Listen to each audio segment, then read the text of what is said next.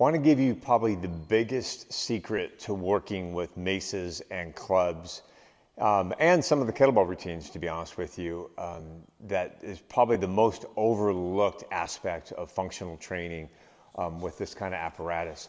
And it's going to be the idea that you're not actually controlling the weight, you're directing it. The more that you work on this concept, and it sounds hokey, but it's just you have to free your mind. You have to stop thinking so much about what you're doing and letting the weight move you.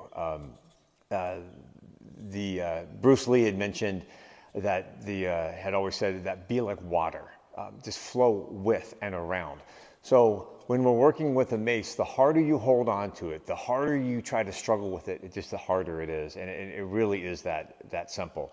So we're going to show you something right here. We're doing a 360 to what we call an Atlas.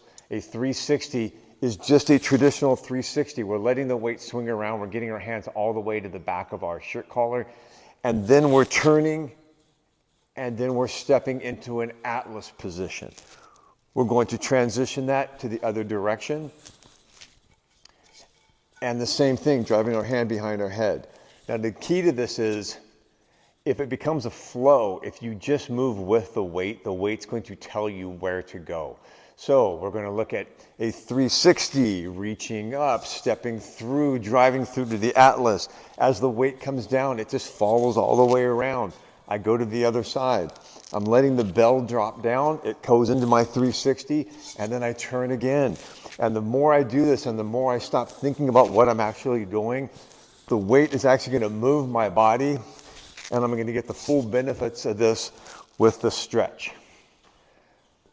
Number one secret, number one thing that's overlooked.